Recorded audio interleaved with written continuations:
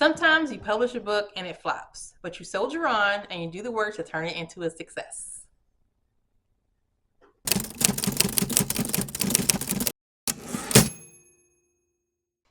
Hi, I'm Krista Tomlinson, self-published author of 17 romance novels. I recently published Alpha Awakened, book one in a paranormal military romance series. It's an MM romance, which means there are two heroes, and both heroes are soldiers and wolf shifters. It's also a megaverse, which means there are alphas, betas, and omegas in this world. And there's also pack dynamics, which play a part in how the soldiers interact with each other. This is also going to be a romance where there's lots of push and pull between the main characters, because that's what I enjoy writing. There's also lots of action to go with the military theme, and there is also lots of steamy moments because I enjoy writing a steamy romance. Alpha Awakened released October 9th, 2024. It's book one in the Shifter Special Ops Reaper Pack 84 series. It is book one, although technically it's a prequel, but I couldn't label it as a prequel for two reasons. One, that would have required me to put it as book zero technically, and Amazon does not allow you to start your series with the book zero. It only allows you to start at one, which makes sense. And so I could have done it as a prequel and done it separately, but I want all of the books to be linked to each other so that readers would definitely make sure to read this book and not be aware of it because it wasn't linked to the rest of the series. So that's why I just went ahead and just labeled it as book one, just to make sure that all readers would see the book and realize that it goes with the series, and that way it wouldn't get skipped. Alpha Awaken is technically a prequel because it sets the stage for the rest of the series. So the Reaper Pack squad, which comes about in book two, would not exist if it wasn't for actions that happen in book one. So there's something that happens in book one. I'm not going to give the spoiler, but there's something that happens in book one that basically sets the stage and sets the conflict for the rest of the series. So we have to have book one first, and then we can delve into all the consequences and the conflict that arise from that in book two and throughout the rest of the series. I'm currently working on book two, and this vlog series is going to follow me throughout that process. So you're going to be able to see me writing this book and going through all the process to get it edited, and then working on the formatting and the cover, creating a marketing plan, getting it published, self-published. I do self-publish my books, and then promoting the book, and then and then tracking the sales, and then hopefully celebrating with me if this book does well. So let me give you a little bit of information on the Reaper Pack series, what it's about, and the inspiration for it, and then I'm going to get started on my pre-writing setup. The inspiration for the Reaper Pack series came about, at first popped into my head, honestly, because of a story that I was working on for another series. So I was writing Blood Debt, which is book two in my Sanguis Syndicate Vampire Mafia romance series. And one of the main characters in that series, he's a gaming streamer, and the game he plays is Call of Duty. And so I had to research. I mean, I knew what Call of Duty was. Obviously, I wouldn't have had him start to play it. But I had to really kind of research the game to make sure that I could have the character speak, normally about it in my dialogue for him in the book. And so, I started kind of researching more of the game. I spoke with my nephew, and he came over and just kind of explained, lots of different things to me about streaming and what the game was like. And so that kind of really got me thinking, got me intrigued with Call of Duty. And so as I was researching, I was doing stuff on YouTube. And YouTube, as its algorithm does, started to recommend me more stuff about Call of Duty. And one of the things that it recommended was a video from Amanda from Swill Entertainment. And she had a video about the TikTok girlies going wild for Simon Ghost Riley. And so I watched this video. It came on, I was up late and I watched this video. And I thought the video was hilarious, one, but it made sense because the character is really cool.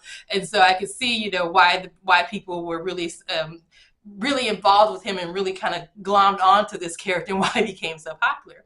Also, pretty soon after that, I saw some fan art from a fan artist that I followed because of, I forget what fandom I was already following them for, but they started posting, the fan artist is, I hope I pronounced this correctly, Umiko Chan Art, and they started posting fan art for Soap and Ghost, and it was just amazing fan art. It was gorgeous. All of their art is gorgeous, of course, but I just really felt these characters, and so I think it's not, to me anyway, a mystery why I really like them, because their dynamic fits the type of dynamic that I like to write. And when I say dynamic, I mean like their ship dynamic.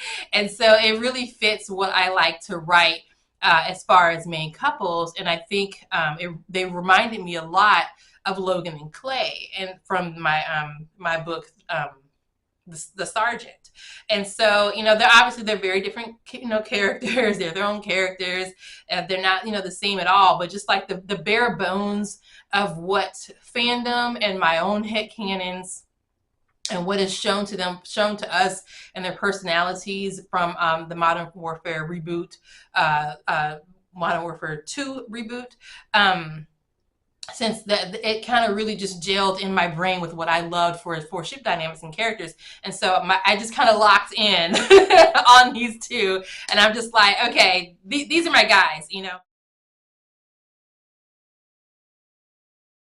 And so at the same time, I was trying to write Blood Debt, but unfortunately, I was sick, and so I was having a real hard struggle trying to write this book, because I had pretty severe brain fog.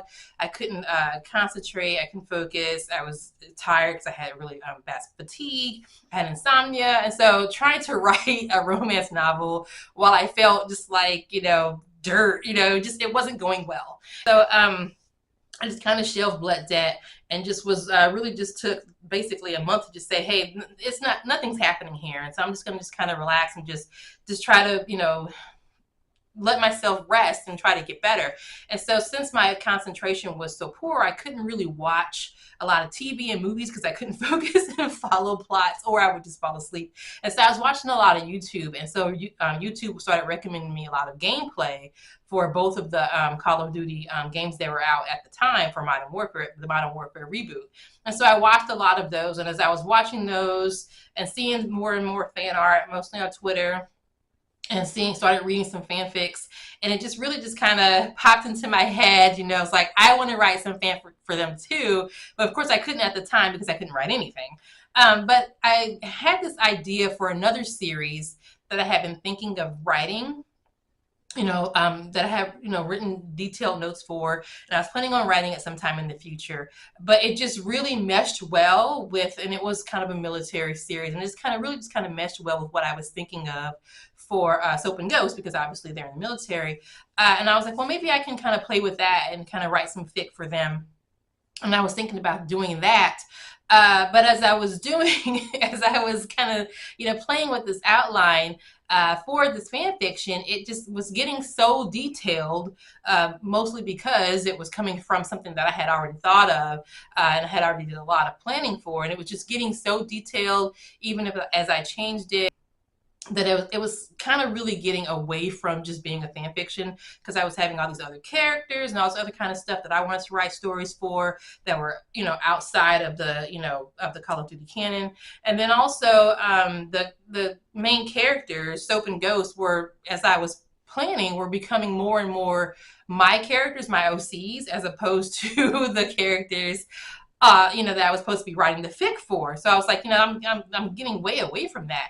And so finally I just decided, I had written an outline, a one-page outline for them. And I really just kind of decided, you know what? I think it's just best to just go ahead and write it as your own original fiction, as opposed to trying to write it as a fanfic, or writing it as a fanfic and then filing serial numbers off and later on republishing it as an original work. So I just decided to do that. So I wrote it. It took me a long time to get it written because, again, I was sick. I don't think I've ever taken me that long to really write a book. It took me, I think, a year to really get it written. And when I finished it, I was just so happy to be done that, and I was just so pleased, because it had been 2 years since I released the book, and I just wanted to have it out there. So I uploaded it, I published it on Amazon into KU without doing any real promotion, without really doing too much to let people know it was out there. I didn't do any build up. Normally I'll promote a book ahead of time so people become aware. I didn't do that. I just finished it, uploaded, published it. And so of course, the launch did not go well. I did some arts with Gay Romance Reviews, and that's pretty much really all I did. And so, it sold, and the reviews for it are great. And so, basically, I want to, with book two, just kind of really take a step back, slow down, relaunch book one, and just kind of really do, a great job with the launch of book two, because I think this series has the potential to be a good one for me as far as sales, especially since, like I said, the reviews for it are really positive.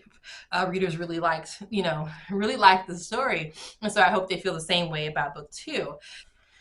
So what I'm going to do today is get going for my outline. I've really kind of already done the outline, but I need to get it up on the boards, and I've done a series world building board as well, so I can kind of keep track of my different facts and everything for the story. For me, I have index cards. I am a plotter, so I do not just free. I cannot pants a book. I've tried, and it just leads to tears. So I do plot all of my books. I do outline, and I know that there are programs and ways that you can outline on online on your computer or whatever. I like to do index cards because I need the visual representation. I need to feel it in my hands. I need to kind of move things around, especially because scenes change. I need to kind of pick it up, take it with me. I need a physical version of it for myself. So I like to write with index cards, and I put them up on a bulletin board. I do a card basically for each scene. I do cards to kind of just list everything, all the important details and facts about the character, so I can quickly refer back to them or just kind of look at it and let things kind of percolate in my head. I do a card that kind of talks about the main thing that's keeping the characters apart, because in a romance there has to be some sort of conflict keeping them apart. Otherwise, why don't they just get together? So and these cards will change. They'll end up in different places. Things will get added. Things will be taken away. So this is not set in stone. This is just a good starting point for myself. So I'm going to go ahead and get these cards up on the board. But first I need to do some rearranging, because I got a new to me desk that you can see behind me. And it came with a hutch. And so now all of my fan art is covered on the wall, and the bulletin boards won't fit the way that the way they used to fit. So I'm going to kind of do some rearranging, and then I'm going to get these up on the wall.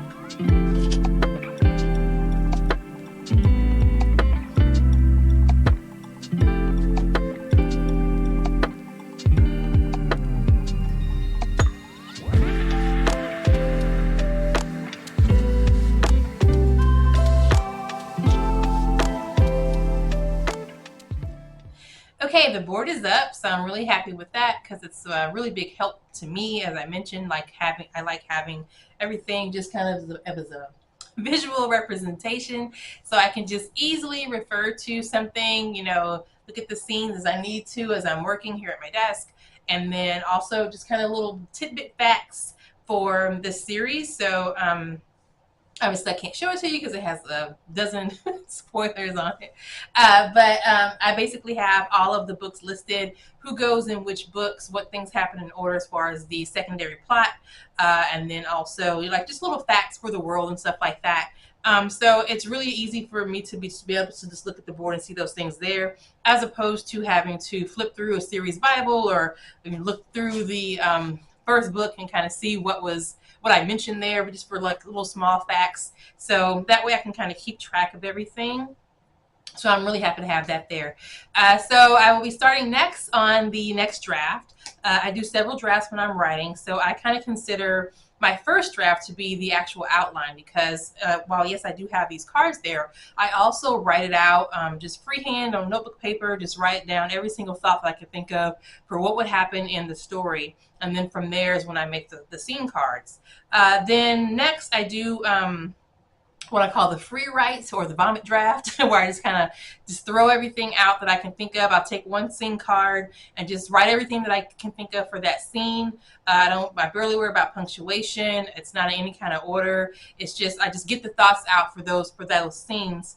It's really heavy on dialogue and also action because those are the things that kind of dictate what is happening in the scene. I don't too much worry about what the scene looks like, where they're at, the weather, stuff like that, the mood. I don't do those things in the free write draft, but what I will do is leave a note for myself, where are they, set what the mood should be happy, the mood should be somber, there should be tension. So I like leave little, notes for myself so I know what to go back and fill that in later. And also as far as, what it looks like, what the weather is, stuff like that, because that's not really important right now. Right now, I just want to get the main story out. And so at this point, I'm looking at word count, and I just kind of go really as far as I can with all the words that I can think of just to get the story down. And then after that, I'll kind of read it through, I'll organize it, put the punctuation and stuff in and the scene breaks and stuff like that. And then just kind of start working on it chapter by chapter. So that's when it really starts to kind of gel together. And that would be I call that the rewrite draft or the flesh out draft because I'm really fleshing each chapter out. And then after that, I'll do another read and kind of list everything that I want to change and what I need to improve on, what I want to add, and just kind of really polish it and make it really tight. And so at that point, I think it's a story that I can actually share with other people to read because it would make sense. Like it would make no sense for people to read my first my first draft, my free write draft, because it's just at that point it really only makes sense to me. And so with the polished draft, I think people can read that and see where I'm going with the story because at that point I'm pretty much finished writing. Then it just needs to be edited and improved. So how many drafts is that? That's the outline draft, the free write draft, the fleshed out draft, the polished draft, and the edited draft. So I have 5 drafts that I do when I'm writing a story. And the free write draft, I don't always write in a linear fashion. Just, whatever scene is feeling good that I need to get some words down. So at that point, so the point that I'm going to be doing next with the free write draft, I really want to focus just to kind of follow my word count just to kind of see where I'm going.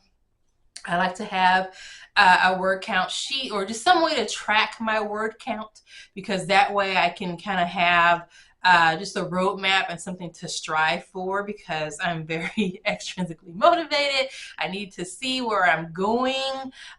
So if I'm starting here at 0 and I need to get to 75,000 words, I want to track that and see it and kind of reward myself at different spots so I can say, oh, I just need to reach this next word count goal, and then I can have a new nail polish or something, just something small. So that's how I like to kind of go with my that first written draft. And then after that, I kind of keep track by chapters. So I'm going to go ahead and just put down my word count tracker sheet. I'm just going to make that by hand. And then I'm going to be ready to get started writing.